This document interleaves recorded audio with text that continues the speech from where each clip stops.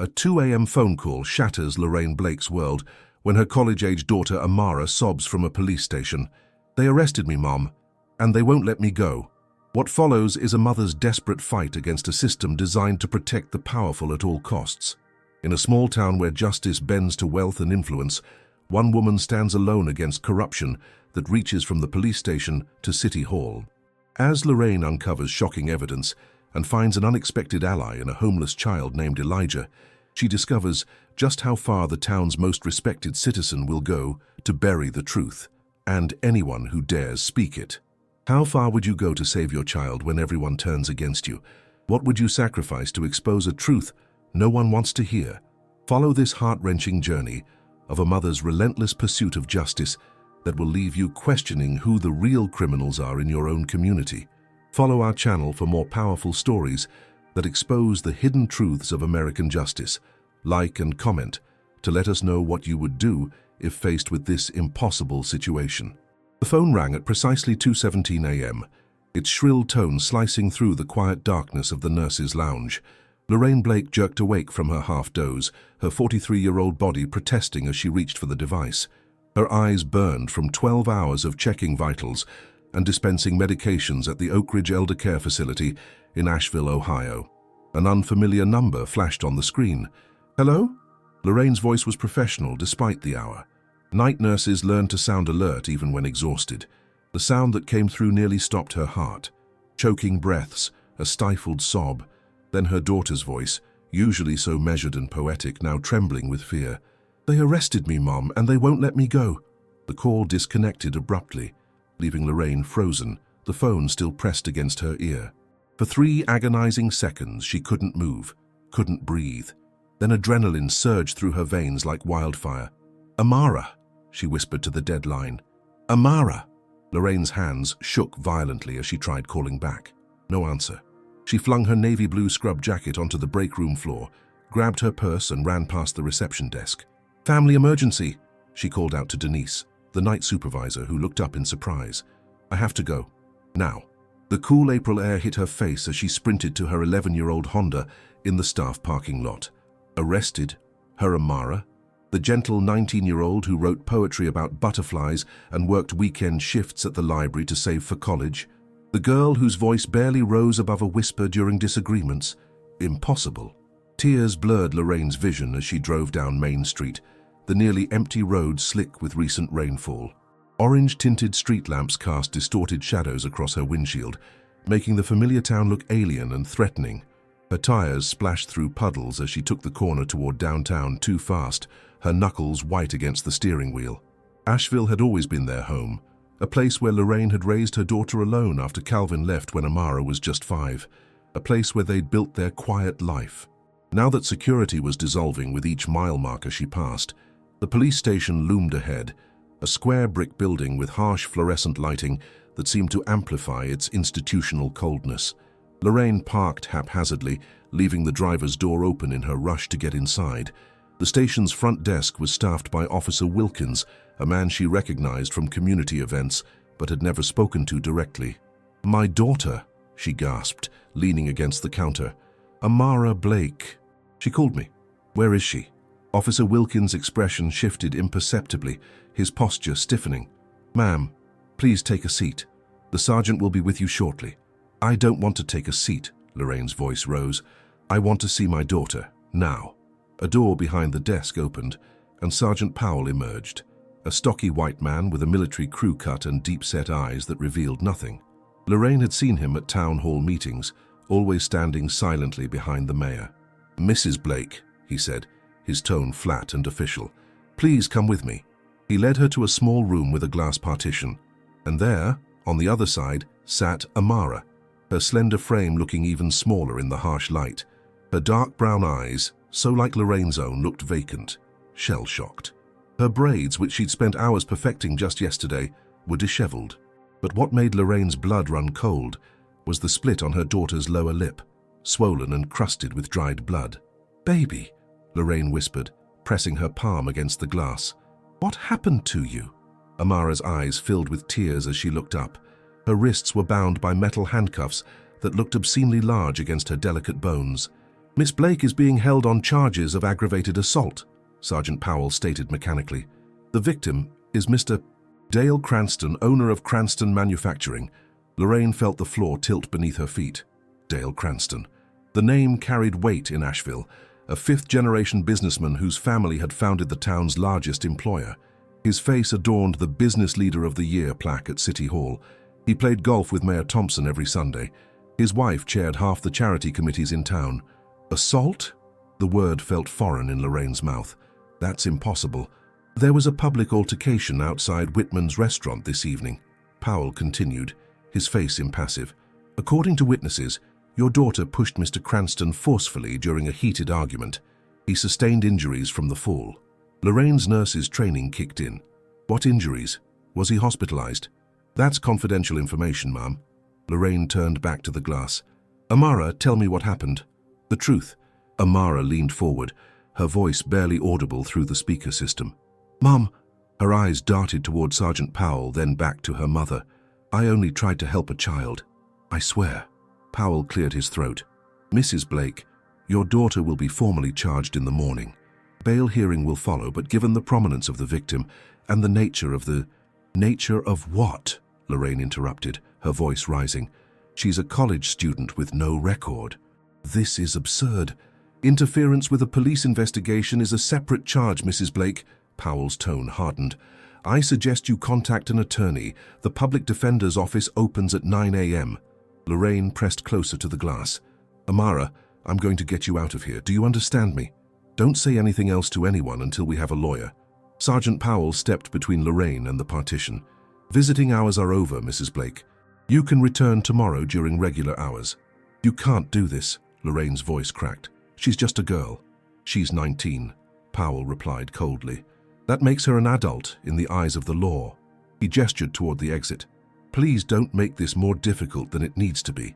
As Lorraine was escorted out, she caught a final glimpse of Amara. Her daughter's lips formed 3 silent words. I love you. In the parking lot, Lorraine sat in her car, the full weight of what was happening crashing down on her. Her daughter, her brilliant, gentle Amara, was locked up like a criminal, and the accusation involved Dale Cranston, a man whose family name was on the town's water tower. Her phone buzzed with a text from Denise at work. Everything okay? Should I mark you absent for tomorrow? Lorraine stared at the screen through tears. Nothing would be okay until Amara was home. She started her car, the engine's hum barely audible over the pounding of her heart. As she pulled away from the station, a figure caught her eye. A small boy huddled in the shadows of a nearby alley, watching the police station with frightened eyes. She slowed down, but when her headlights swept across the spot, the child was gone, like a ghost dissolving into the rainy night. The morning sun cast long shadows across Asheville's town square, but the darkness hanging over Lorraine Blake couldn't be dispersed by mere daylight. She hadn't slept since leaving the police station at 3:30 a.m., her mind racing with terrifying possibilities while her body moved mechanically through her morning routine. The coffee she brewed sat untouched on the kitchen counter, growing cold beside the framed photo of Amara's high school graduation, taken just last year, though it felt like a lifetime ago. Lorraine's phone hadn't stopped buzzing since dawn. News traveled with frightening speed in Asheville, population 8,763. By the time she left her modest 2-bedroom house on Maple Avenue, she could feel neighbors' eyes tracking her from behind curtained windows. Mrs. Henderson, who normally waved cheerfully from her porch, quickly retreated indoors when Lorraine emerged. The message was clear.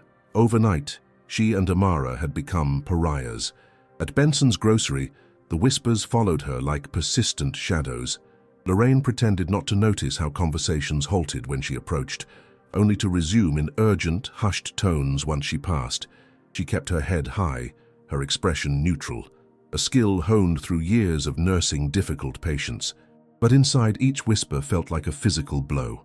That's her, the mother, a woman stage whispered near the produce section. Can you believe what her daughter did? Came the reply, intentionally audible. Lorraine's hands trembled as she selected a loaf of bread, her knuckles turning white around the plastic packaging. She needed to gather her strength before meeting with the public defender at 9. Food was the last thing on her mind, but she'd need sustenance for the battle ahead. I heard she attacked him completely unprovoked, continued the first voice. Just went crazy on poor Mr. Cranston. Violent girl, agreed her companion. You know how they can be. Lorraine froze, the implication in those words unmistakable. She turned slowly, facing the two middle-aged white women who had the decency to look momentarily embarrassed before recovering their self-righteous expressions. My daughter, Lorraine said, her voice low but steady, is a Dean's List student who volunteers at the Children's Hospital every Saturday. She's never even had a detention. The women exchanged glances but said nothing more. Lorraine abandoned her half-filled basket and walked out, dignity intact, despite the angry tears threatening to spill over. Outside, the town seemed transformed. Places that had been comfortable and familiar for 20 years suddenly felt hostile. The coffee shop where she and Amara shared Sunday brunch, the bookstore where her daughter had given poetry readings, the park bench where they'd fed ducks together when Amara was small, all tainted now by suspicion and judgment. At the courthouse, a small crowd had gathered despite the early hour. Lorraine recognized faces from church, from PTA meetings, from community events where she'd always felt welcome. Today, those same faces regarded her with a mixture of curiosity, disapproval, and that particularly American hunger for scandal, the excitement of watching someone else's downfall from a safe distance. Mrs. Blake, the voice came from behind her. Lorraine turned to see Janelle Washington, Amara's closest friend since elementary school, rushing toward her. Unlike the others, Janelle's expression held only concern. I just heard, Janelle said, embracing Lorraine tightly. This is insane. Amara would never hurt anyone. The simple act of human contact, of being touched with kindness rather than judgment, nearly broke Lorraine's carefully maintained composure. They're saying terrible things, Lorraine whispered, allowing herself one moment of vulnerability before straightening her spine. But I need to understand what actually happened last night. Janelle glanced around nervously. I've been asking around. Amara was at Whitman's restaurant. She sometimes studies there because they don't mind if you stay for hours with just one coffee. Something happened with a little boy outside. A little boy. Lorraine remembered Amara's words at the station. I only tried to help a child. Yeah, a street kid named Elijah. He's about 7, I think. Usually hangs around downtown, skinny little thing with big eyes. Janelle lowered her voice further. People are saying Mr. Cranston got angry because the boy was sitting on the sidewalk near the restaurant entrance, asking customers for spare change. Lorraine's heart clenched, and Amara intervened. That's what I heard, but now everyone's twisting it, saying Amara attacked Mr. Cranston without provocation. They're calling her... Janelle couldn't finish, her eyes filling with tears. A violent black girl, Lorraine completed flatly. I heard it at the grocery store. Their conversation was interrupted by a sleek black SUV pulling up to the courthouse steps. The crowd parted as Dale Cranston emerged, a tall, well-built man in his 60s with silver hair and the confident bearing of someone accustomed to deference. A butterfly bandage adorned his right temple, and he moved with a slight theatrical limp. Flanking him were his lawyer, a sharply dressed woman from Columbus, and Mayor Thompson himself, his hand placed supportively on Cranston's shoulder. Flashbulbs popped as the local newspaper photographer captured the moment. Cranston paused on the steps, making sure everyone saw his injury and his difficulty walking. He caught Lorraine's eye briefly, his expression unreadable, before he disappeared into the building. He's playing it up, Janelle whispered angrily, making it look worse than it is. Lorraine didn't respond, her mind working rapidly. I need to find that boy, Elijah. He saw what happened. Mrs. Blake? A tired-looking man in a rumpled suit approached them. I'm Martin Cooper from the Public Defender's Office. I've been assigned to your daughter's case. As they walked inside, Lorraine noticed something strange. A young police officer watching her intently from across the lobby. When their eyes met, he quickly looked away, but not before Lorraine caught something in his expression. Was it guilt? Concern? The bail hearing was brief and devastating. Despite Cooper's arguments about Amara's clean record and deep community ties, Judge Peterson, who attended the same country club as the Cranstons, set bail at $50,000, an impossible sum for a single mother working night shifts. Your Honor, Cooper protested, Miss Blake has no prior record, not even a parking ticket. The severity of the alleged assault and the standing of the victim in this community warrant caution, the judge replied without emotion. Outside the courtroom, Lorraine stood shell-shocked while Cooper explained her limited options. She barely registered his words until he mentioned a security video. "There's supposedly footage," she interrupted. Cooper nodded. "From Whitman's exterior camera. The prosecution mentioned it in their filing, but when I requested a copy, they said it was being processed as evidence and unavailable." Lorraine's nursing instincts, honed by years of detecting when patients weren't telling the whole truth, prickled sharply. "That's convenient." As they exited the courthouse, Lorraine spotted a small figure darting between parked cars across the street. A thin boy with watchful eyes wearing clothes too large for his frame. Elijah. Before she could cross the street, the boy vanished around a corner. But his presence confirmed what Lorraine already knew in her heart. There was far more to this story than anyone was willing to admit. The public defender's office smelled of stale coffee and desperation. Lorraine sat across from Martin Cooper, watching his fingers drum nervously against a manila folder bearing her daughter's name. 3 days had passed since Amara's arrest. 3 days of sleepless nights and unanswered prayers. The fluorescent lights overhead cast harsh shadows across Cooper's face, emphasizing the dark circles under his eyes and the premature wrinkles etched around his mouth. The physical toll of representing those who couldn't afford justice in America. "Mrs. Blake," he began, his voice carrying the practiced neutrality of a man accustomed to delivering bad news. "The district attorney's office has offered a plea deal." A shaft of weak April sunlight struggled through the dusty blinds, illuminating dancing dust particles between them.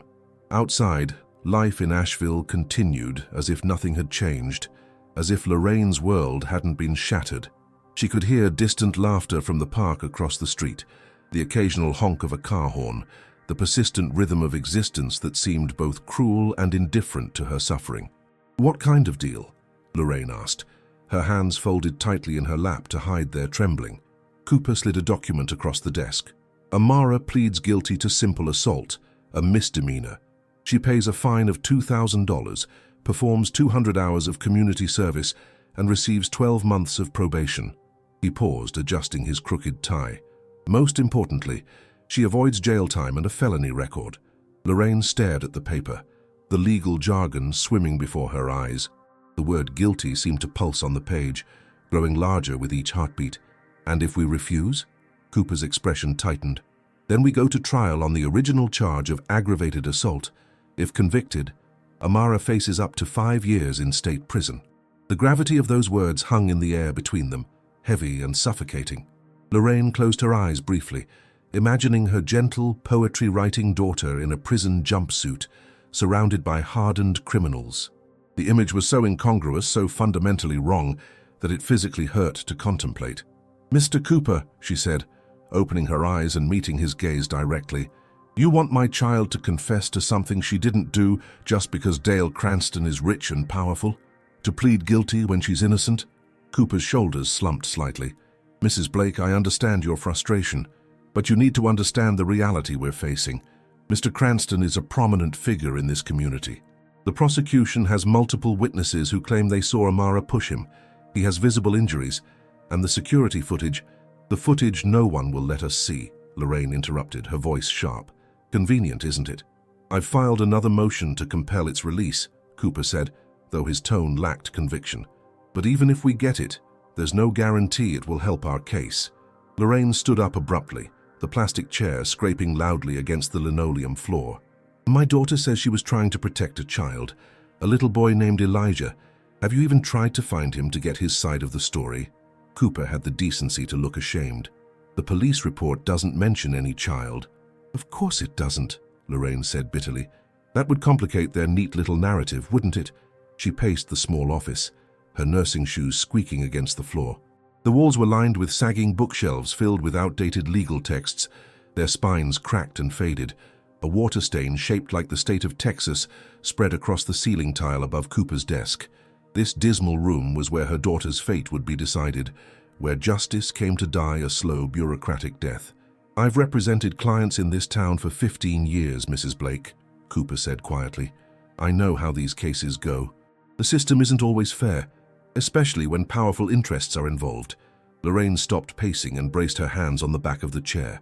"My daughter stays in jail while we wait for a trial date that could be months away. And even then, you're telling me she'll probably be convicted regardless of the truth?" Cooper nodded grimly. That's the most likely outcome, yes. For a moment, Lorraine felt a wave of defeat threatening to drown her. It would be easier to accept the deal, to pay the fine, to move on. Amara could finish college, could still have a future.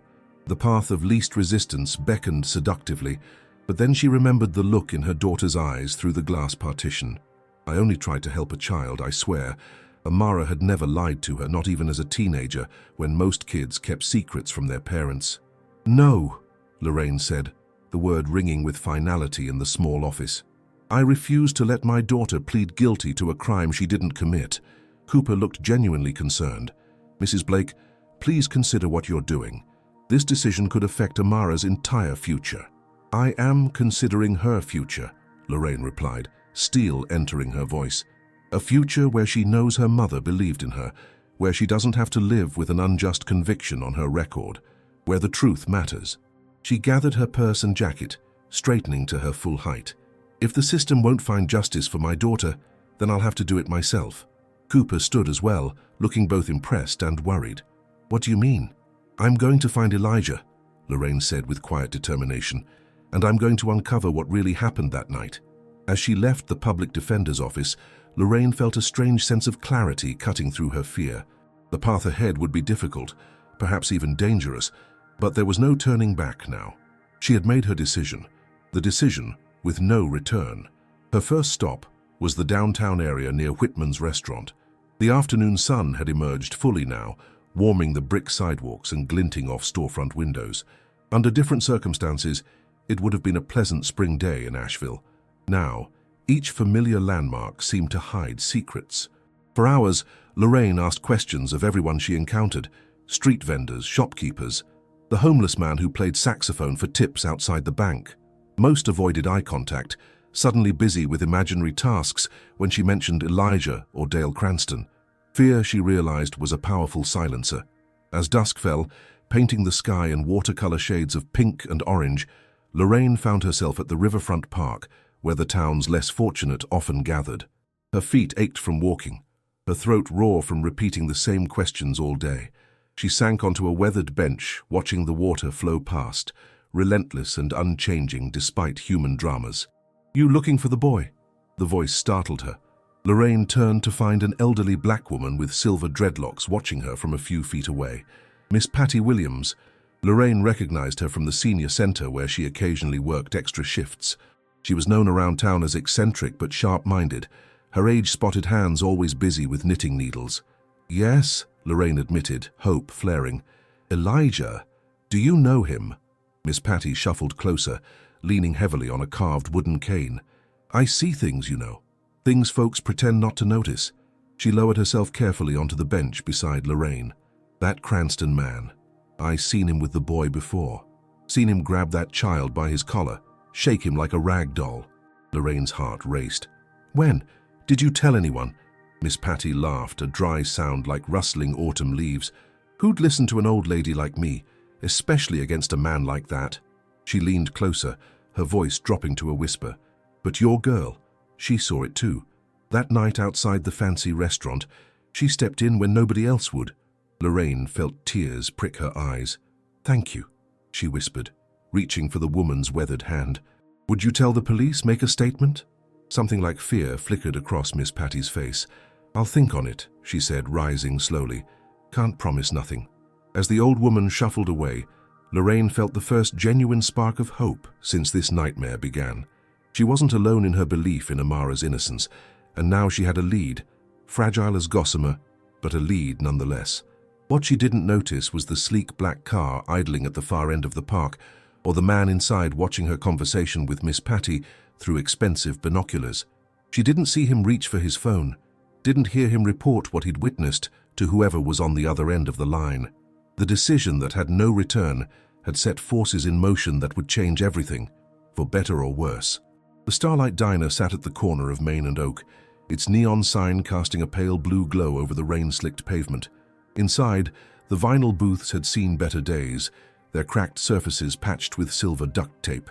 It was the kind of place where secrets were exchanged over bottomless cups of watery coffee, where the waitresses knew everyone's order by heart, and where the local police gathered for their post-shift meals. Tonight, however, Only one booth was occupied. Lorraine sat facing the door, her untouched slice of apple pie growing cold. Condensation beaded on her water glass, forming tiny rivulets that mirrored the rain streaking down the windows. She checked her watch, 9:45 p.m. 15 minutes past the agreed meeting time.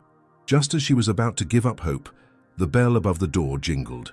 Janelle slipped in, shaking raindrops from her umbrella. She spotted Lorraine immediately and hurried over, sliding into the booth with furtive glances toward the door. "Sorry I'm late," she whispered, unwrapping her damp scarf. "I had to make sure no one followed me." Lorraine reached across the table, squeezing Janelle's hand gratefully. "Thank you for coming, I know it's risky." "Amara is like a sister to me," Janelle replied, her voice catching slightly. "What's happening to her is wrong. As this whole town is acting crazy, like they're afraid to even mention her name." Doreen, the night waitress, approached with a coffee pot. "Evening, ladies. Anything besides coffee?" "Just the coffee, thanks," Janelle murmured, waiting until Doreen retreated behind the counter before continuing. "I've been asking around about what happened that night. People aren't talking much, but I found someone who might help." Hope flickered in Lorraine's tired eyes. "Who?" "Marcus Phillips. He works as a dishwasher at Whitman's. He was taking out trash when everything went down." Janelle leaned closer. "But here's the weird part. The day after Amara was arrested, he suddenly didn't show up for work. His roommate says he packed a bag and left town without explanation." Lorraine frowned. "That's strange. Did he say where Marcus went?" "No idea, but before he disappeared..." Janelle glanced around nervously before pulling out her phone. She tapped the screen a few times, then slid it across the table. "He sent this to Amara's phone. I checked her messages when I went to your house to get her clothes." Lorraine picked up the phone, staring at a text message sent at 1:43 a.m. the night of the arrest. "Elijah, get out of here now, he's coming," and nothing more. "This matches what Amara told me," Lorraine whispered, her nurse's instinct for detail kicking in. "But there's something missing. She mentioned an audio recording." "I didn't find any audio," Janelle said, taking her phone back. "But I do know that Amara uses a voice recording app to take notes for her poetry. She's always talking into her phone." The fluorescent lights overhead flickered briefly, casting momentary shadows across their faces. Outside, the rain intensified, drumming against the diner's roof in a chaotic rhythm. "I need to get into her phone," Lorraine decided. "Where is it now?" "Police evidence," Janelle replied grimly. "But I might know someone who could help. My cousin works in records at the station. She's not a cop, just administrative. Maybe she can get access." Lorraine nodded, hope mingling with fear. Every step toward the truth seemed to bring new dangers, new complications. She thought of Amara in her cell, alone and afraid, waiting for someone to believe her. "There's something else you should know," Janelle continued, stirring sugar into her coffee without drinking it. "Cranston Manufacturing has a history of complaints. Verbal abuse, unsafe working conditions, even racial discrimination. My uncle worked there for 20 years before they laid him off without pension. He says Dale Cranston treats his employees like they're disposable, especially the black and Latino workers. Were any of these complaints investigated?" Janelle gave a bitter laugh. "In this town, Cranston practically owns the mayor and half the council. Nothing ever sticks to him." The conversation paused as the door swung open again, admitting a group of police officers fresh off their evening shift. Lorraine recognized Officer Jenkins, who had processed her at the station the night of Amara's arrest. His eyes met hers briefly before he looked away, leading his colleagues to a booth on the opposite side of the diner. "We should go," Lorraine murmured, reaching for her purse. As they paid and prepared to leave, Lorraine's phone buzzed with an incoming call. The hospital's number flashed on the screen. "Lorraine Blake," she answered, stepping toward the diner's entrance for privacy. "Lorraine, it's Beverly from HR." The woman's voice was professionally detached. "I'm calling about your shift tomorrow." "I've already arranged coverage," Lorraine began, but Beverly cut her off. "That's not why I'm calling. We're implementing some staffing adjustments, budget cuts from administration. I'm afraid we need to reduce your hours temporarily." Lorraine felt a cold knot form in her stomach. Temporary cuts? In the middle of flu season when we're already short-staffed? Beverly's hesitation spoke volumes. "The decision comes from above. The board voted this afternoon." "The board?" Lorraine repeated flatly. "You mean the board where Marianne Cranston chairs the fundraising committee?" "I'm just the messenger, Lorraine. I'm sorry." The call ended, leaving Lorraine staring at her phone. Outside, the rain continued to fall, indifferent to the systematic dismantling of her life. "What is it?" Janelle asked, joining her near the door. "They're cutting my hours at work," Lorraine replied, her voice hollow. "Just when I need money for Amara's legal fees." They stepped outside into the wet night, huddling under Janelle's umbrella. The starlight's neon cast eerie blue shadows across their faces, illuminating their worried expressions in pulses of artificial light. "This is no coincidence," Janelle said quietly. "They're trying to break you, make you give up." Lorraine squared her shoulders, rain dampening her hair. "Then they don't know me very well." As they parted ways, Lorraine noticed a young police officer watching her from across the street. He stood motionless in the rain, making no effort to seek shelter. When their eyes met, he didn't look away like the others had. Instead, he seemed to be trying to communicate something. Regret. Warning. She couldn't tell. Before she could approach him, a patrol car pulled up alongside the officer. Sergeant Powell leaned out the window, saying something that Lorraine couldn't hear over the rain. The young officer, she now recognized him as Officer Harris, the newest addition to the force, gave Lorraine one last meaningful look before climbing into the car, which drove away with deliberate slowness. Walking to her car alone, Lorraine felt a growing certainty that Officer Harris knew something important about Amara's case, something that frightened him. She pulled her jacket tighter against the cold rain, her mind racing with possibilities and dangers. When she reached her car, she found a plain white envelope tucked under the windshield wiper. Heart pounding, she looked around the empty parking lot before opening it. Inside was a blurry photograph, clearly taken with a phone camera from a distance. A small, thin boy, Elijah, sitting on a bench, his arm bearing a distinct bruise in the shape of finger marks. No note, no explanation, just evidence that someone in Asheville knew the truth and wanted her to find it. As she drove home through the rain-soaked streets, Lorraine caught sight of a patrol car in her rear-view mirror, following at a discreet distance. Whether it was protection or surveillance, she couldn't tell. But one thing was becoming increasingly clear. In Asheville, even the simplest truths had become dangerous things, glinting like broken glass under the harsh neon lights of power and fear. The abandoned St. Mary's Church stood on the outskirts of Asheville like a forgotten sentinel, its once white walls now grey with decades of neglect. Gothic windows, their stained glass long since shattered, gaped like hollow eyes across the overgrown cemetery. Local teenagers occasionally used the place for parties, leaving behind empty beer cans and cigarette butts that littered the cracked stone steps. But according to Janelle's latest tip, the church had more recently served as shelter for those with nowhere else to go, including possibly a scared little boy named Elijah. Lorraine parked her car a block away, not wanting to draw attention. The morning sun struggled through a bank of clouds, casting the world in a flat, colorless light that matched her mood.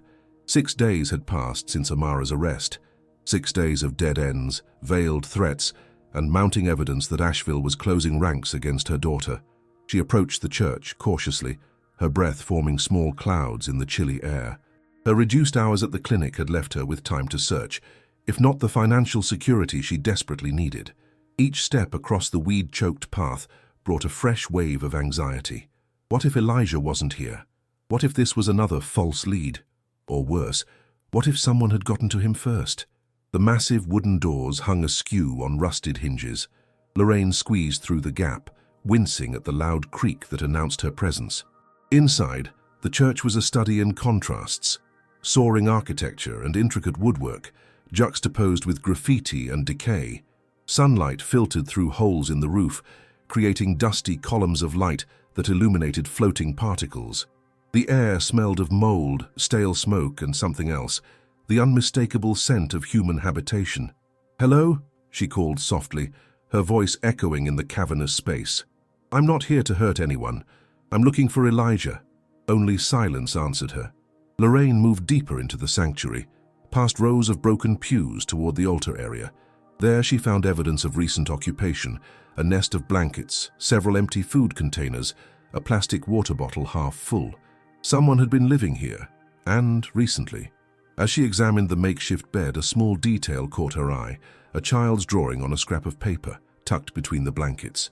Simple stick figures, a tall one and a small one holding hands. In a child's uneven printing, "Me and Amara." Lorraine's heart leaped into her throat. This was it. proof that Elijah had been here, that he knew Amara. A sudden noise from the back of the church made her turn sharply. A shadow moved behind a pillar, then disappeared. "Elijah!" Lorraine called, gentling her voice the way she did with frightened children at the clinic. "It's okay. I'm Amara's mum. She's in trouble, and I need your help." No response, but she sensed she wasn't alone. Lorraine knelt down, making herself smaller, less threatening. "I know you're scared. I'm scared too, but Amara needs us to be brave." She pulled out the photo from her car, the one showing the bruises on a small arm. "Someone hurt you, didn't they?" And Amara tried to stop them. A faint shuffling sound came from behind the old confessional booth. Lorraine waited, patient, her nursing experience teaching her that trust couldn't be rushed. Finally, a small voice. "Is she okay?" Lorraine's eyes filled with tears. "She's in jail, honey. They think she hurt someone, but I know she was just trying to help you." A moment passed, then a tiny figure emerged from the shadows. Elijah couldn't have been more than 7, painfully thin, wearing clothes several sizes too big, his dark eyes enormous in his gaunt face. He clutched a worn backpack to his chest like a shield. "The man with the fancy car," he whispered. "He didn't want me sitting outside his restaurant. Said I was bad for business." His lower lip trembled. "He grabbed me real hard. It hurt." Lorraine fought to keep her expression calm, though fury blazed inside her. "That was wrong of him, Elijah. No one should hurt you like that." Amara saw. His voice grew slightly stronger with the memory. She told him to stop. She said, "Take your hands off him." But he pushed me anyway, and I fell. Then Amara pushed him back. Tears welled in his eyes. Then the police came, but they only took Amara. They didn't even ask me what happened. Lorraine's heart broke for this child. Another invisible casualty in a town that protected power at all costs. "Where's your family, Elijah? Do you have someone looking for you?" He shook his head. "My mom's sick. She's at the shelter in Camden. I was supposed to stay with my auntie here, but she has too many kids already." His voice dropped to a whisper. "I didn't want to be a burden." With careful movements, Lorraine extended her hand.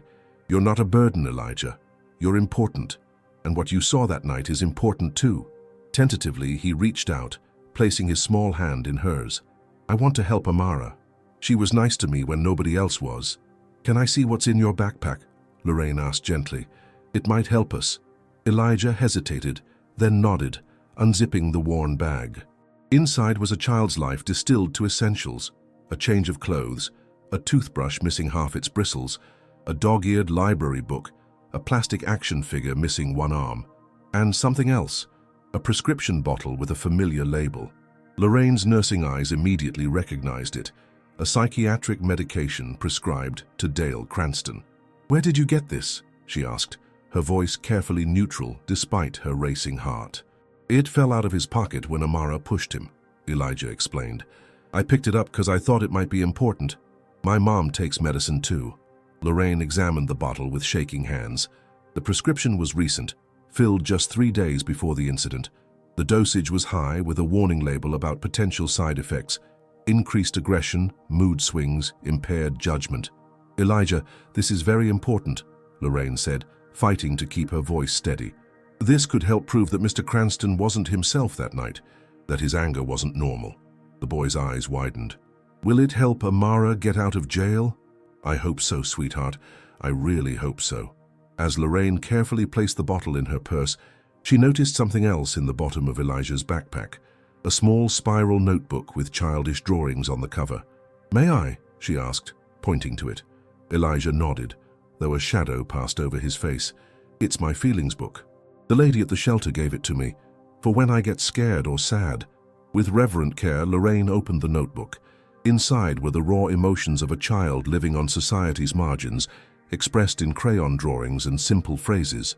One page showed a stick figure alone in what appeared to be a dark room, with the words, "He puts me in the dark place," scrawled underneath. "Elijah," Lorraine asked carefully, "who puts you in a dark place?" The boy's eyes darted nervously to the church door. "The man. When I tried to find food in his restaurant dumpster, he caught me and locked me in a closet." His voice dropped to a whisper. "He said if he saw me again, he'd call people to take me away forever." Lorraine felt sick, not just an isolated incident of anger, but a pattern of cruelty toward a homeless child. All while Cranston maintained his facade as the town's benevolent patriarch. A sudden noise outside made them both freeze. Car doors slamming, voices approaching. Through the broken stained glass, Lorraine saw two men in suits examining her parked car. One pulled out a phone and began taking pictures of her license plate. "We need to go," she whispered urgently. "Is there another way out?" Elijah nodded, already gathering his meager possessions. "Through the vestry. There's a door that leads to the woods." As they hurried toward the back of the church, Lorraine's foot caught on something heavy, nearly sending her sprawling. Looking down, she saw what appeared to be fresh scrape marks on the stone floor, as if something large and heavy had recently been moved. Beside the marks lay a single gold cufflink with the initials DC. No time to investigate now. The front doors of the church groaned open as she and Elijah slipped through the vestry door and into the dense woods beyond. The evidence of Dale Cranston's prescription clutched tightly in her hand, a small piece of truth in a town built on convenient lies. The Asheville Town Hall stood in the center of the town square, its red brick facade and white columns a testament to small-town American pride. Built in 1892, it had witnessed generations of civic meetings, holiday celebrations, and heated debates. Tonight, its grand meeting room was packed to capacity as concerned citizens gathered for the monthly council session. The usual agenda of zoning permits and budget allocations had been overshadowed by one pressing topic, the upcoming trial of Amara Blake. Lorraine slipped into the back row just as Mayor Thompson called the meeting to order. After 10 days of sleepless nights, frantic research, and careful planning, she had decided it was time to force the truth into the open. Elijah sat beside her, freshly bathed and dressed in new clothes from Target, his small hand gripping hers tightly. She'd spent the past 3 days protecting him, hiding him at Janelle's cousin's house outside town limits, away from Cranston's reach. "Before we begin with regular business," Mayor Thompson announced, his silver hair gleaming under the fluorescent lights, "I want to acknowledge the unfortunate incident that has unsettled our community. I assure you all that justice will be served through proper legal channels, and I would ask that we refrain from speculation that might prejudice the upcoming trial." Murmurs rippled through the crowd. Lorraine scanned the faces around her, some sympathetic, others hostile, most simply curious about the drama unfolding in their usually quiet town. She spotted Dale Cranston in the front row, his arm in a sling that seemed more theatrical than necessary. Beside him sat his wife, Marianne, her pearls and perfect posture, a stark contrast to Lorraine's exhausted appearance. Martin Cooper, Amara's public defender, sat near the side door, his expression grim. They had spoken earlier that day, and he had advised against what she was about to do. "The system has protocols," he'd argued. "This could backfire spectacularly." But Lorraine had stopped believing in protocols the moment she saw her daughter's swollen lip through the glass partition. Mayor Thompson continued through his scripted remarks about community harmony and respecting the process. Each platitude felt like a physical blow to Lorraine, who knew the process was designed to protect men like Cranston. When he finally opened the floor for public comment, she stood, her heart hammering against her ribs. "Lorraine Blake," she announced, her voice stronger than she felt, "I'd like to address the council regarding my daughter's case." The room fell silent. Mayor Thompson's smile tightened. "Mrs. Blake, as I've just explained, it would be inappropriate to discuss pending legal matters in this forum." "What's inappropriate?" Lorraine replied, stepping into the center aisle, "is that an innocent 19-year-old girl is sitting in jail while this town pretends not to see the truth." She moved forward deliberately, pulling Elijah alongside her. The boy's wide eyes darted nervously around the crowded room. Whispers erupted as people recognized him, the homeless child from downtown, the one who had mysteriously disappeared after the incident. "This is Elijah," Lorraine continued, her voice rising to cut through the growing murmurs. "He was there the night my daughter supposedly assaulted Dale Cranston. He saw everything, and no one, not the police, not the prosecutor, has bothered to take his statement." Mayor Thompson's face flushed. "Mrs. Blake, this is highly irregular." "I'll tell you what's irregular," she interrupted, reaching into her bag to produce the medication bottle. "Finding prescription medication belonging to Mr. Cranston, medication with known side effects including aggressive behavior and impaired judgment, at the scene of the alleged assault." She held the bottle aloft, its pharmacy label clearly visible. "Medication that Mr. Cranston failed to disclose to the police or the prosecutor, despite its obvious relevance to his state of mind that night. Dale Cranston rose abruptly, his face contorted with rage. "This is slander. That woman is making things up, planting evidence." "Am I?" Lorraine countered, pulling out her phone. "Then how do you explain these photos of Elijah's bruises? Bruises in the shape of an adult handprint, taken the night of the incident." She handed her phone to the nearest council member, who visibly blanched at the images. "Or this notebook," she continued, producing Elijah's spiral journal, where Elijah documented being locked in a storage closet at Whitman's restaurant as punishment for looking for food. The crowd erupted in conflicting reactions, gasps of shock, cries of outrage, defensive protests from Cranston's supporters. Through the chaos, Lorraine noticed Miss Patty Williams sitting near the back, nodding encouragingly. "The truth," Lorraine continued, her voice breaking with emotion, "is that my daughter witnessed this man," she pointed directly at Cranston, "physically assaulting a homeless child. She intervened to protect Elijah, and for that, she's been imprisoned, slandered, and abandoned by a town that claims to care about justice." Tears streamed down her face now, but she made no move to wipe them away. "Half of you have known Amara her whole life. You've seen her volunteer at the library. You've heard her read poetry at community events. You know who she is, and yet you've allowed this lie to persist because it's more comfortable than confronting the truth about who really holds power in Asheville." Mayor Thompson banged his gavel repeatedly, trying to restore order. "Mrs. Blake, that's enough. You are out of order." "No," came a new voice from the back of the room. "She's not the one who's out of order." Heads turned as Officer Ryan Harris, the young policeman who had been watching Lorraine, stood up in uniform. His face was pale, his hands visibly trembling, but his voice held firm. "The security camera footage from Whitman's restaurant exists," he announced, stepping into the aisle. "And it shows exactly what Mrs. Blake and the boy are describing. Mr. Cranston assaulted Elijah first. Amara Blake only intervened to protect the child." The room exploded into chaos. Cranston lunged toward Officer Harris, shouting, "You're finished in this town, boy. Do you hear me? Finished." Sheriff Powell pushed through the crowd, grabbing Harris by the arm. "Officer Harris, you are relieved of duty effective immediately. Turn in your badge and gun." "Why?" Lorraine shouted above the din. "For telling the truth? For doing his actual job?"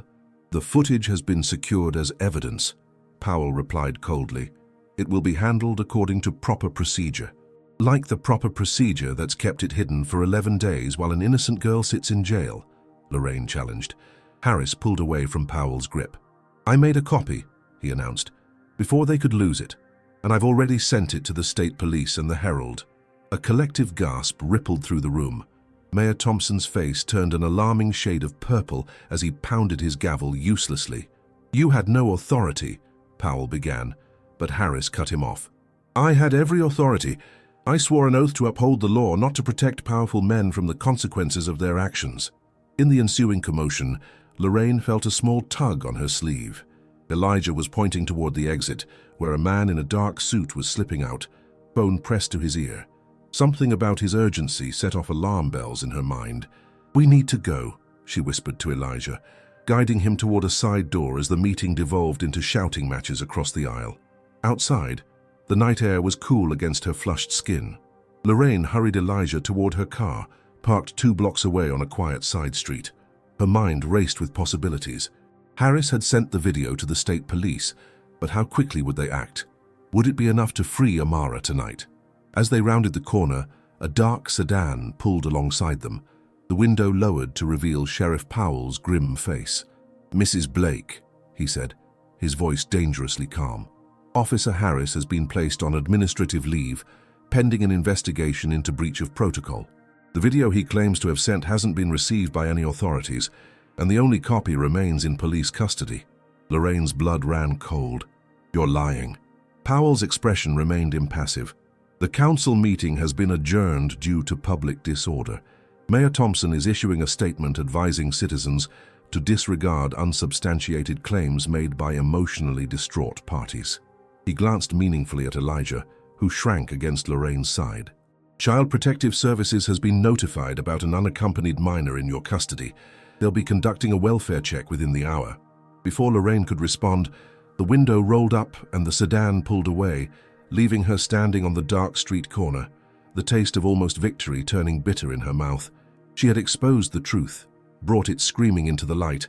only to watch it being reburied before her eyes. She knelt beside Elijah, whose eyes were wide with renewed fear. "Are they going to take me away?" he whispered. "No," Lorraine promised, with more conviction than she felt. "We're going to stay together, and we're going to keep fighting. The truth is out there now, they can't keep hiding it forever." But as they hurried through the darkened streets of Asheville, she couldn't shake the feeling that the most dangerous part of their journey was just beginning. Rain lashed against the windows of the Camden County Women's Correctional Facility, a brutalist concrete structure 20 miles outside Asheville. Inside, the visiting room buzzed with muted conversations between inmates and their families, all conducted through thick plexiglass barriers that distorted faces and muffled voices. Guards patrolled the aisles with practiced indifference, their eyes constantly scanning for prohibited contact or contraband. Lorraine pressed her palm against the cold barrier, studying her daughter's face on the other side. In the 2 weeks since Amara's transfer from county jail, she had lost weight, her cheekbones more prominent, her eyes sunken with exhaustion. The orange jumpsuit hung loosely on her diminished frame. But what broke Lorraine's heart most was the emptiness in Amara's gaze. The vibrant light that had always animated her daughter's expressions now dimmed to a dull flicker. "You're not eating," Lorraine said into the phone receiver, her nurse's assessment automatic. Amara shrugged listlessly. "The food here, I can't." She glanced around the room, lowering her voice. "Some of the guards make comments when they deliver my tray. They know who I am, what I'm accused of." Fury rose in Lorraine's throat, threatening to choke her. "Which guards? I'll report them." "Don't," Amara interrupted sharply. "Please, it only makes things worse when you fight back." The defeat in her daughter's voice was a physical pain in Lorraine's chest. This wasn't the Amara she knew, the passionate young woman who wrote fiery poems about justice and resistance, who organized campus protests against inequality. This place was breaking her spirit day by day. "The state police are reviewing the video footage," Lorraine said, trying to inject hope into her voice. "Officer Harris risked everything to make sure it reached them, and Elijah is safe. He's staying with Miss Patty while the dust settles." She didn't mention the brick thrown through her front window the previous night, or the anonymous call threatening Elijah if she didn't back off. She didn't describe how she'd been fired from the clinic for excessive absences after 15 years of dedicated service. Some burdens were hers alone to carry. "How much longer?" Amara asked, her voice barely audible over the staticky connection. Lorraine swallowed hard. "Cooper says the preliminary hearing is scheduled for next week. Once the judge sees the video and hears Elijah's testimony—" "If there still is a video," Amara interrupted, a bitter edge to her voice. "If they haven't accidentally erased it. If Elijah isn't too scared to testify." Her fingers tightened around the phone. "Mom, I don't think I can do this much longer. The walls, the noise, the constant fear. It's like drowning in slow motion." The 5-minute warning light flashed overhead. Lorraine leaned closer to the glass, willing her strength to somehow reach through the barrier. "Listen to me, Amara. You are stronger than this place. You are stronger than Cranston and all his cronies. Remember who you are. Your father's daughter, my daughter. We don't break." For a moment, the old fire flickered in Amara's eyes. Then the guard called time, and she was led away, shoulders slumped, without looking back. Outside in the parking lot, Lorraine sat in her car, rain drumming on the roof like impatient fingers. She pulled out her phone, scrolling through dozens of unanswered messages from reporters seeking comments on the Cranston assault case, as it was now being called in local media. The story had spread beyond Asheville, picked up by regional news outlets drawn to the volatile combination of wealth, race, and small-town politics. Most of the coverage was superficial, regurgitating the official narrative with only token acknowledgement of Lorraine's claims. But one message caught her eye, from Rick Salvatore, an investigative reporter with the Cincinnati Tribune. His text was brief. "I believe your daughter. Let me help tell the real story." 60 minutes. National audience. Lorraine's thumb hovered over the reply button. Going public on a national platform would burn every bridge in Asheville. It would expose her family to even greater scrutiny and backlash. But what choice did she have? The local system was rigged against them, the evidence mysteriously delayed in processing, and Amara was withering away in that concrete tomb. Her decision made, she typed a simple response. "I'm ready. Name the time and place." 3 days later, Lorraine sat under bright studio lights, facing Rick Salvatore across a polished table. The interview had been arranged in Cincinnati, far enough from Asheville to avoid interference. She wore her best blouse, navy blue with pearl buttons, and had twisted her hair into a neat bun, aware that her appearance would influence how viewers perceived her credibility. "Mrs. Blake," Salvatore began, his expression professionally sympathetic, "take us through what happened the night your daughter was arrested." For the next hour, Lorraine laid out every detail: the late-night phone call, Amara's split lip at the station, the discovery of Elijah and his testimony, the medication bottle with its warning label, Officer Harris's confirmation of the suppressed video footage. As she spoke, photographs appeared on screen: Elijah's bruised arm, the prescription bottle, the cufflink found at the abandoned church. "And you believe these pieces of evidence point to a deliberate cover-up?" Salvatore asked. "I don't just believe it," Lorraine replied, her voice steady. "I know it. Dale Cranston assaulted a homeless child. My daughter intervened to protect that child. And instead of holding Cranston accountable, the entire power structure of Asheville, from the police to the mayor to the local media, closed ranks to shield him and criminalize my daughter. Those are serious allegations, Mrs. Blake." "They are, and I have the evidence to support them." Yet the security footage that Officer Harris claims exists has still not been released. Convenient, isn't it? Lorraine's voice took on an edge. Just like it's convenient that Officer Harris has been placed on leave and threatened with criminal charges for evidence tampering. Just like it's convenient that the one witness who could exonerate my daughter is a 7-year-old homeless boy whose word carries no weight against a millionaire businessman. She leaned forward, looking directly into the camera. "This isn't just about my daughter anymore. It's about power and who it protects. It's about whose stories get believed and whose get silenced. Amara is sitting in a cell right now because she refused to walk past injustice. I won't walk past it either." The interview aired nationally the following evening. Lorraine watched it alone in her living room, the house eerily quiet without Amara's music or laughter. She'd expected backlash, but nothing prepared her for the tsunami that followed. By morning, her front yard was filled with news vans. Her phone exploded with calls from national outlets seeking follow-up interviews. Social media erupted with competing hashtags: Justice for Amara, battling against Yorkshire Cranston strong. Then came the retaliation. Her mortgage company suddenly discovered irregularities in her loan application from 10 years earlier. The IRS announced a routine audit of her last 5 tax returns. Most devastatingly, Camden County Women's Correctional Facility suspended all visitation privileges for Amara due to security concerns following media attention. Sitting in her kitchen, surrounded by unpaid bills and legal documents, Lorraine reached her breaking point. She had exposed the truth to the world, but the world's attention span was short, and Cranston's influence ran deeper than she had imagined. For every supportive message, there were 2 accusations of race-baiting or attention-seeking. The system was designed to exhaust those who challenged it, and she was running out of resources, options, and hope. With shaking hands, she pulled out a sheet of paper and began to write. Not another press statement or legal filing, but something more personal and urgent, a manifesto of sorts, addressed not just to Asheville, but to America itself. A cry for justice that couldn't be ignored or brushed aside. As the words flowed from her pen, Lorraine felt something shifting inside her, a transformation from desperate mother to determined activist. If the system wouldn't give her justice, she would create enough noise that justice became the easier option. She would read her letter publicly tomorrow at a hastily organized rally outside City Hall.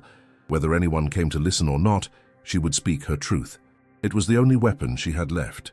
Dawn broke over Asheville with an eerie stillness. The usual morning sounds, birds chirping, cars starting, children laughing as they waited for school buses, were notably absent. Instead, an expectant hush blanketed the town, as if the very air was holding its breath in anticipation of what was to come. Lorraine stood at her kitchen window, a cup of cooling coffee clutched between her palms, watching as television news vans set up equipment across the street. Her manifesto, handwritten in the darkest hours of the night, lay on the table behind her. She'd read it over a dozen times, tweaking words here and there, pouring every ounce of her pain and determination into each sentence.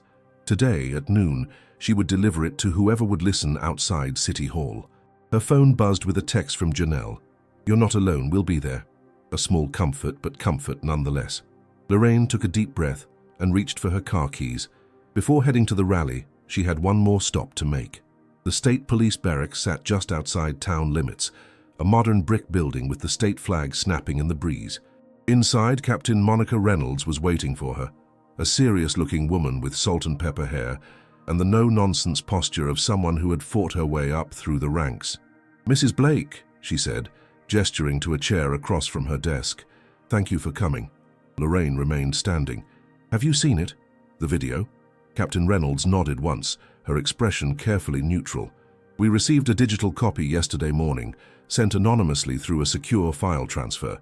We've authenticated it against the metadata from the original security system." "And?"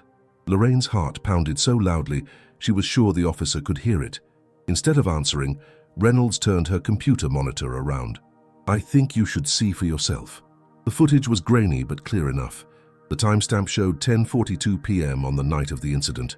Outside Whitman's restaurant, Dale Cranston emerged, his posture aggressive as he approached a small figure huddled near the entrance. Elijah. Words were exchanged, unheard on the silent video.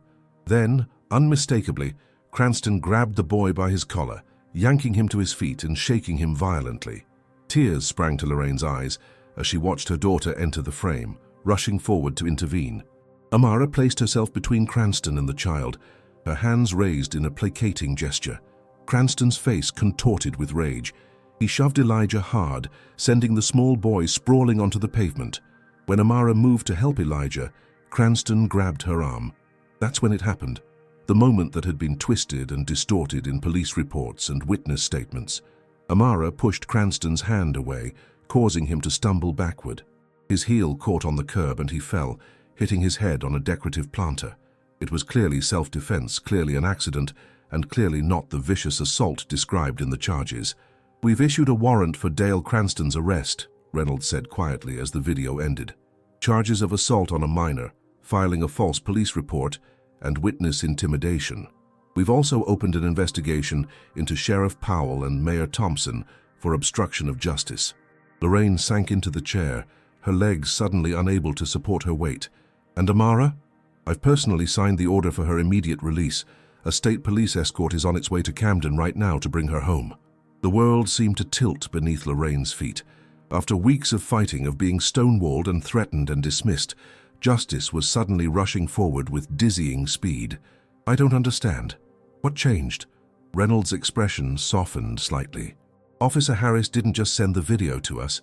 He sent sworn affidavits from 3 other officers detailing the cover-up, along with text messages between Powell and Cranston discussing how to handle the situation." She paused. "And your national interview created pressure that couldn't be ignored. Sometimes the system needs a push." Lorraine wiped away tears with trembling fingers. "Thank you for believing her, for doing your job." "Don't thank me, Mrs. Blake. This should have happened weeks ago." Reynolds stood, extending her hand. "Your daughter will be home this afternoon, and I promise you, everyone involved in this injustice will be held accountable." By the time Lorraine arrived at City Hall, the scene took her breath away. What she had expected to be a small gathering of supporters had swelled into hundreds of people filling the square. Signs bearing Amara's name and face waved above the crowd. News cameras captured it all. The local station, but also CNN, MSNBC, and other national outlets, drawn by the explosive story of corruption and cover-up in small-town America. Janelle pushed through the crowd, embracing Lorraine tightly. "They're saying Cranston's been arrested. Is it true?" Lorraine nodded, still dazed by how quickly events were unfolding. "The video... They finally saw the video." A cheer went up as she mounted the steps of City Hall. Someone had set up a microphone, and her voice echoed across the suddenly hushed crowd as she unfolded her manifesto with shaking hands. "My name is Lorraine Blake," she began, her voice growing stronger with each word. "3 weeks ago, my daughter Amara witnessed an injustice and refused to look away. For that moral courage, she was punished, imprisoned, and vilified by the very systems meant to protect the innocent." She looked out at the sea of faces, neighbors, co-workers, strangers who had traveled from neighboring towns drawn by the promise of witnessing history. Today, the truth has finally come to light.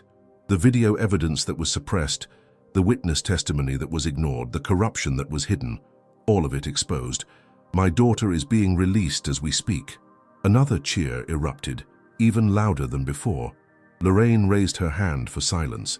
But this isn't just about Amara. It's about Elijah, a homeless child who was deemed disposable by the powerful. It's about Officer Harris, who risked his career to uphold his oath. It's about every person in this town who was afraid to speak up because they knew the cost of challenging power. Her voice broke with emotion. The systems that were meant to serve justice became weapons to protect privilege. The institutions we trusted became complicit in cruelty. And for too long, too many of us stayed silent, because silence was easier than standing alone. As she continued reading her manifesto, a stir began at the edge of the crowd. People turned, murmuring in surprise. The crowd parted, forming a path through which three figures slowly advanced. Officer Harris, his badge conspicuously missing, but his head held high. Miss Patty, leaning on her cane but walking tall, and between them, holding Miss Patty's free hand, was Elijah. Behind them came a state police vehicle. It stopped at the edge of the square and the back door opened. Amara stepped out, blinking in the bright sunlight, momentarily overwhelmed by the crowd and cameras. Then her eyes found her mother on the steps, and everything else faded away. Lorraine abandoned the microphone and pushed through the crowd, running toward her daughter with tears streaming down her face. They collided in a desperate embrace, clinging to each other as if afraid the other might disappear again. "It's over," Lorraine whispered against Amara's hair. "You're free. You're home." Amara pulled back slightly, her expression troubled despite the joy of reunion. "But is it really over, Mom, this town, after everything that happened?" Lorraine understood her daughter's hesitation. How could Asheville ever feel like home again after what they'd endured? The betrayal ran too deep, the wounds too fresh. Slowly, they made their way back to the steps of City Hall. The crowd had fallen silent again, all eyes on the young woman who had become both victim and symbol in a drama that had exposed the town's darkest failures. Someone handed Amara the microphone. She stood still for a long moment, gathering her thoughts, then spoke in a voice that carried more weight and wisdom than her 19 years should have held. "I don't hate this town," she began, surprising many who expected anger. "I don't even hate the people who put me in jail. What I hate is the silence that allowed injustice to flourish.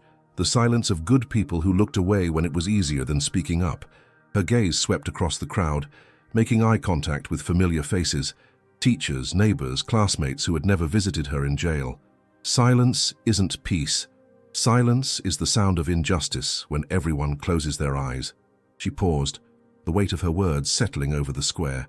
Then, from her pocket, she pulled a folded piece of paper, a poem she had written during her darkest days in prison, words that had kept her spirit alive when her body was caged. As she read, her voice gained strength, transforming from the broken whisper Lorraine had heard in the visiting room to the powerful, passionate voice that had always defined her daughter. "They thought walls could contain my truth. Bars could cage my spirit. But even in darkness, justice finds a way. Like water seeking its level, like roots breaking through concrete, the truth refuses to be buried in the silence of cowards or the lies of the powerful. I stand here, not as a victim, but as a witness to what happens when we choose to see what others ignore, to speak when others are silent, to stand when others turn away." When she finished, the crowd erupted in applause. Lorraine stepped forward, taking her daughter's hand. Together they stood, unbroken, despite everything they had endured, their dignity intact, their truth finally heard. Behind them, City Hall stood empty, its officials either arrested or hiding from public scrutiny. Before them, a community faced the painful process of reckoning with its failures and rebuilding on a foundation of truth rather than convenience. And somewhere in the crowd, a small boy named Elijah watched with wide eyes as justice, delayed but not denied, finally arrived in Asheville, heralded not by the powerful but by those who had refused to be silenced.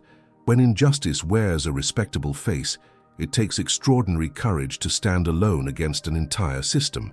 Lorraine Blake discovered that sometimes a mother's love must transform into a warrior's resolve when those in power conspire to bury the truth. What would you have done in her position? Would you have accepted the convenient lies to make your life easier? Or would you have risked everything to expose a powerful man's dark secrets? In a world where silence often masquerades as peace, Amara's words remind us that true justice requires voices willing to speak uncomfortable truths. The most dangerous corruption isn't always found in dark alleys, but sometimes behind the polished facades of small-town America, where power protects its own. Perhaps the most valuable lesson from their struggle is that a single voice, whether it belongs to a teenage girl, a homeless child, or a determined mother, can shatter the walls of silence that protect the powerful from accountability. If this story moved you or made you think about justice in your own community, please share it with someone who needs to hear it. Follow our channel for more powerful stories that challenge us to examine the systems we take for granted and the voices we choose to silence. Like, comment, and subscribe to join a community that believes in the power of truth, no matter how uncomfortable. Thank you for watching, and remember, sometimes the bravest thing we can do is refuse to look away when everyone else does.